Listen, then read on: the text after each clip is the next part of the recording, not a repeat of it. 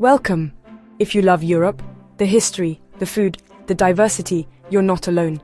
But beneath the charm, a serious conversation is reshaping the continent immigration. Today, we'll explore the real human stories and challenges in Germany, Italy, France, and Spain. How does the dream of a new life collide with ancient cultures? What does it mean for locals and newcomers alike? If you enjoy looking beyond the tourist trail, consider subscribing to join this important conversation. Ready? Let's begin our journey. Passports out, let's go. Germany, famous for order, efficiency, and a structured approach to immigration. For decades, the country has been seen as a model of stability in Europe, with a reputation for careful planning and pragmatic solutions to complex problems. The Gastarbeiter system, launched in the 1950s and 60s, brought in guest workers from countries like Turkey and Italy to fuel Germany's post-war economic miracle. These workers helped rebuild the nation, and for a long time the system seemed to work. Immigrants came, contributed, and many eventually stayed, quietly weaving themselves into the fabric of German society. But the system was never designed for permanent settlement, and integration was often left to chance. Everything changed in 2015. Over 1 million refugees, mostly fleeing war and instability in Syria, Iraq, and Afghanistan, arrived at Germany's borders in a matter of months. Chancellor Angela Merkel's now famous words, "Wir schaffen das," or "We can do this," became a national rallying cry, symbolizing both hope and uncertainty. The initial response was remarkable. Across the country, communities mobilized. Volunteers handed out food and water, families opened their homes, and welcome signs filled train stations. For a moment, Germany seemed united in compassion, determined to offer safety and dignity to those in need. But as the months passed, the reality of integrating so many people became clear. Emergency shelters, converted gymnasiums, unused schools, and community centers filled up quickly. The challenge was no longer just about providing beds, but about building lives. Language barriers, cultural differences, and a maze of bureaucratic hurdles left many skilled newcomers in limbo. Even those with professional backgrounds struggled to get their qualifications recognized. For many, the path to employment and independence was slow and frustrating, with paperwork and regulations often standing in the way. The cost of support strained local budgets, especially in smaller towns. As resources were stretched, some communities began to question how much more they could handle. Public opinion, once overwhelmingly positive, started to shift as concerns about jobs, housing, and social cohesion grew louder. High-profile incidents like the Cologne New Year's Eve attacks fueled anxiety and dominated headlines. These events became rallying points for critics of Merkel's policy and gave rise to the far-right AfD party, which capitalized on fears about security and identity. Germany became more diverse, but also more divided. The influx of newcomers changed the face of cities and towns, bringing new cultures, languages, and traditions, but also sparking debates about what it means to be German. The debate over identity and belonging now touches every corner of society. In parliament, on talk shows, and around kitchen tables, Germans are asking, who gets to call this country home? What values should unite such a diverse population? For immigrants, the struggle is ongoing, finding work, acceptance, and a sense of home. Many face discrimination or isolation, while others find new opportunities and build successful lives. The journey is different for everyone, but the search for belonging is universal. For Germans, the question is how to build a cohesive society from so many backgrounds.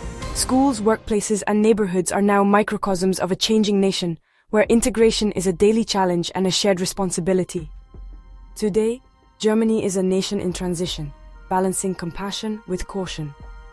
Policymakers walk a tightrope between upholding humanitarian values and addressing legitimate concerns about security and social stability.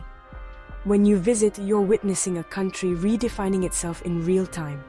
The streets are alive with new languages and faces, and every corner tells a story of adaptation, resilience, and sometimes resistance. The story is still unfolding, and the outcome will shape not just Germany, but the future of Europe. How Germany responds to these challenges will set an example for its neighbors and the world.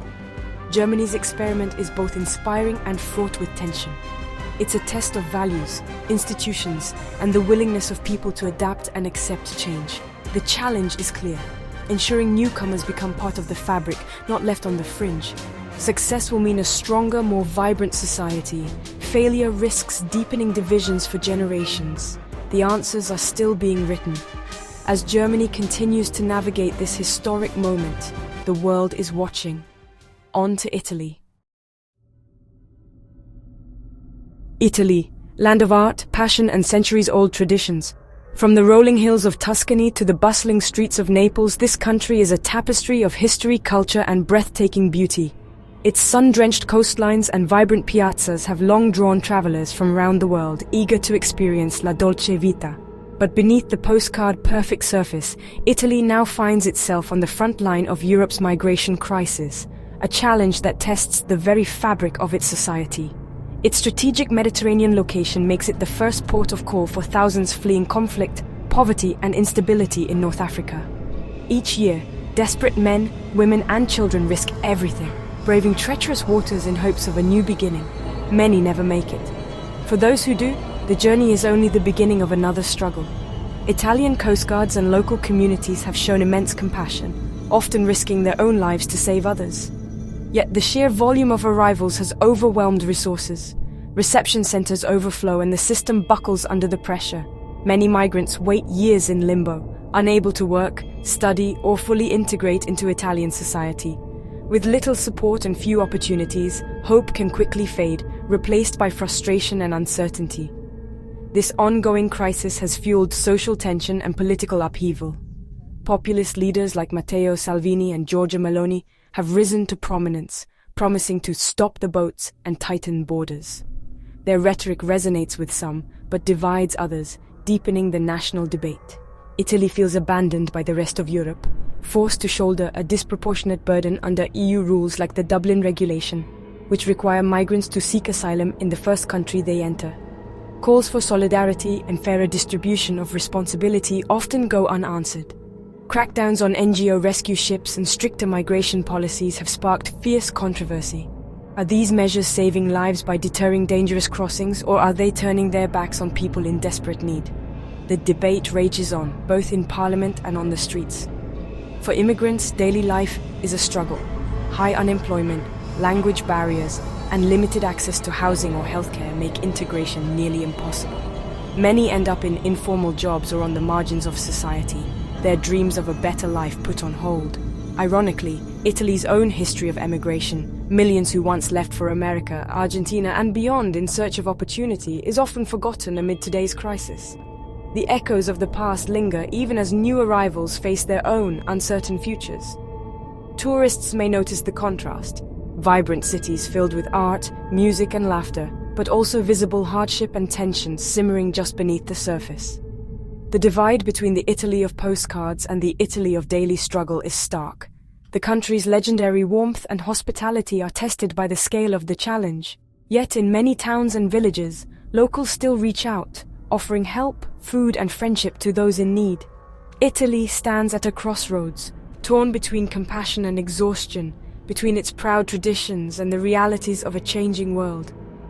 The choices made here will echo far beyond its borders. The story is complex, layered with hope, fear, resilience, and uncertainty. There are no easy answers, only difficult questions and human stories waiting to be heard. The beauty of Italy remains, its landscapes, its art, its spirit. But so does the human drama, unfolding quietly alongside the tourist trails and sunlit piazzas. So as you sip your espresso in a bustling piazza, remember, just beyond the laughter and the music, stories of struggle and hope are unfolding every day. Next, France. Let's cross the Alps. France, home of liberty, equality, and a deep, complicated relationship with immigration. For centuries, this nation has prided itself on its revolutionary ideals, shaping not only its own destiny, but also inspiring movements for freedom around the world. Yet, beneath the surface of its grand boulevards and iconic monuments, France faces a profound challenge: how to reconcile its universal values with the realities of a diverse modern society. Decades of arrivals from former colonies created diverse suburbs, the banlieue, often isolated from city centers. These neighborhoods, vibrant and full of life, are also marked by economic hardship and a sense of separation from the rest of French society. Here, the promise of opportunity often collides with the barriers of prejudice and neglect. France's model of assimilation expects newcomers to fully adopt French language and values, no hyphenated identities. The state sees itself as colorblind, insisting that everyone is simply French, regardless of origin. But this approach, while rooted in the idea of equality, can sometimes erase the unique backgrounds and experiences of millions. But for many, especially second and third generation immigrants, true equality remains elusive. They grow up French in every way, yet often feel like outsiders in the only country they've ever known. Discrimination in jobs and daily life fuels frustration and resentment. A name, an address, or a headscarf can mean fewer opportunities no matter how hard one tries to fit in. The strict secularism, or laïcité, has led to bans on religious symbols, sparking fierce debates about identity and freedom. For some, these laws protect the secular fabric of the nation. For others, they feel like a direct attack on personal expression and faith. Tensions sometimes erupt into riots, revealing deep social fractures. These moments of unrest are not just about immediate grievances, but about years of feeling unheard and unseen. Terrorist attacks by radicalized citizens have intensified the debate, polarizing politics. Security concerns have led to a visible military presence, and the scars of violence linger in the national psyche. The far right blames multiculturalism. The left calls for more inclusion and investment in marginalized communities. Political parties clash over how to define French identity and how to address the root causes of division. For visitors, the postcard Paris is real, but so is the parallel France just beyond the tourist trail. The city of lights dazzles, but the shadows of inequality stretch far. Security is visible, a reminder of the country's ongoing struggles. The tension between openness and vigilance is felt in daily life, from train stations to public squares. France is wrestling with its ideals and its realities, its past and its future. The legacy of the revolution meets the challenges of a multicultural present, and the outcome is far from certain. The debate over what it means to be French is more urgent than ever. In Parliament, on television, and in everyday conversations, questions of belonging and identity dominate the national conversation. The outcome will shape not just France, but the European project itself. As one of the EU's pillars, France's choices echo across the continent, influencing debates on integration, migration, and democracy. The conversation is passionate, and the stakes are high. The future of France, and perhaps Europe, depends on how these questions are answered. Now, let's head to Spain, our final stop, where another chapter of identity and belonging awaits. Spain, sunny, vibrant, and once a model of successful integration. In the early 2000s, booming construction drew immigrants from Latin America, North Africa, and Eastern Europe. Integration seemed smooth, but the 2008 financial crisis changed everything. Unemployment soared, and immigrants became scapegoats for economic woes. The far-right Vox party rose, linking immigration to crime and cultural threat.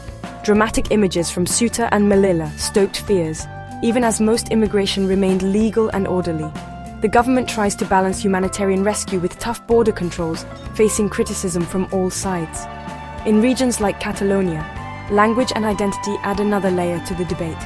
Spain's low birth rate and aging population mean it needs immigrants, but public anxiety is rising. The warmth of the Spanish welcome is being tested. For travelers, the issue is visible, especially in the south and the Canary Islands. Spain is at a crossroads. Will it harden its stance or find a uniquely Spanish solution? The answer is still uncertain. The tide of public opinion is shifting, and the future is up for grabs. One last reflection before we go, let's wrap up.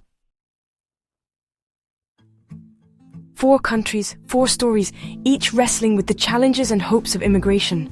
There are no easy answers, only complex realities and human stories behind every headline. Our goal is to look deeper, to understand the world in all its messy, beautiful complexity. If this journey made you think, consider subscribing to support more explorations like this. Thank you for joining me today. Travel is about more than seeing new places. It's about understanding them. Until next time, stay curious and compassionate. Goodbye for now.